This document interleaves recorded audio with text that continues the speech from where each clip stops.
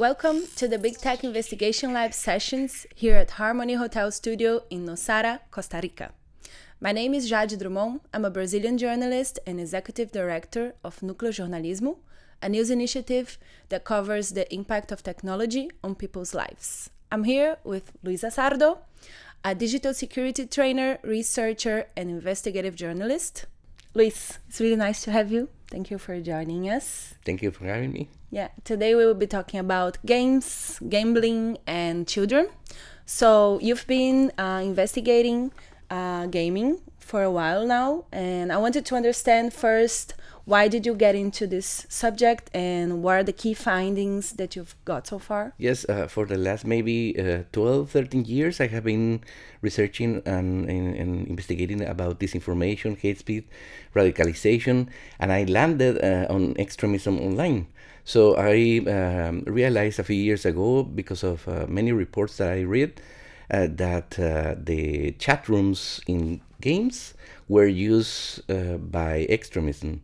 So not only to recruit other people, but also to share ideas or to, of course, share hate and everything.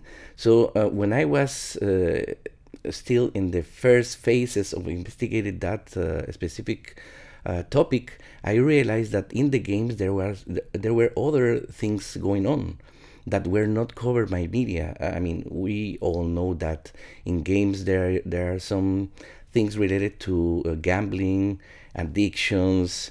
I mean, all of this has been covered. But when I realized that there were some other abusive behavior of companies that are publishing games that are not covered, then I realized that it was worth a while to take a time to know more about it. Mm-hmm. And what did you find so far? Well, basically, there are some abusive behaviors, specifically that they are not transparent. They are getting around of legal frameworks in different regions. So they basically abuse the legal system. They are not transparent, and they have some specific behaviors inside the game that made very difficult for people to understand that they have been, I would say, grooming into addiction and, of course, scamming them basically to get their money.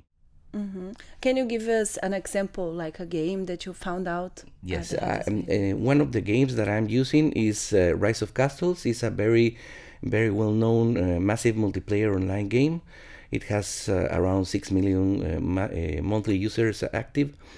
And they basically, what they are doing is they are showing some users that are very powerful in the game.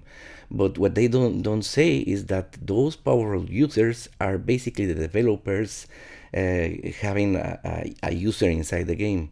So it's basically impossible to beat them. And people, of course, that doesn't know that, they try to beat them. And in order to do that, you need to buy things, you need to invest a lot of money. We are talking about a lot of money. Some people have invested, I would say, maybe between 5,000 to 15,000 euros per month, or the equivalent in dollars. But we're talking about a massive amount of money in a monthly basis. Did you also find gambling situations, gambling simulations on those games? Yes. I mean, in order to understand this part, it's important to understand how gaming industry works. And there is, from the beginning, I'm talking about maybe 20 years ago, the first games, they were still beginning using something that is called looting or loot boxes. This is basically, in some regions, considered gambling. In other regions, is not considered gambling. But what happened is that you receive like a reward, like I would say a box. And the reward that you will receive in that box is completely randomized. That's what they say, of course. But of course, if you spend a lot of money, you will receive better rewards. If you doesn't spend money, you don't receive that kind of big rewards.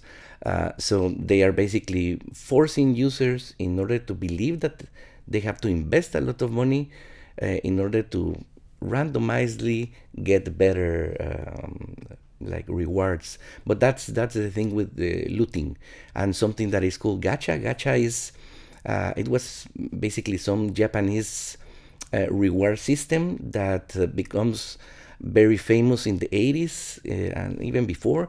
There were some machines that you can put some coins and you will receive a very small box. And you don't know what is inside the box. So when you open, you realize, oh, okay, this is something that I want or something that I don't want. So the more you give coins, the more boxes that you have, the more chances that you will have the item that you are searching for. So that became an issue in gaming industry, and in some countries it's very well regulated. It's illegal, including China, where most of the companies that creates these kind of games, and they even have a limit on ages and a limit on how much can you spend on the game. But again, they play with the legal frameworks, and in other countries, of course, you can spend like a lot more. So what do you think is the main impacts of those types of games for children? Yes, first, there is no limit age in the game. Of course, they say no user has to be under 13, but there is no way that they know if the user is under 13.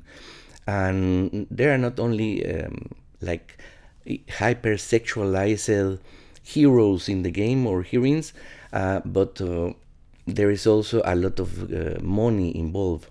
And when we are talking about money, the problem is that they doesn't really explain how to use the money.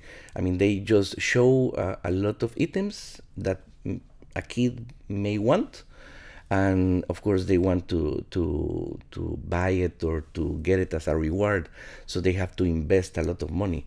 And if the parents just give the money to them, of course they are going to get addicted at some point. So one of the impacts is the abuse of money, the abuse of using money for those purposes, and the other one is the addiction part. Mm-hmm. And do you see differences from the impact in Latin America and other countries? Yes, there is a huge difference because, I mean, in Latin America, maybe it's not completely based on a legal framework or laws specifically applying to that, but there are some limitations specifically according to each country. So it's getting like easier for people to be, I won't say protected, but less exposed. If we are talking about United States, they have some regulations specifically according to gambling, looting, or the loot boxes.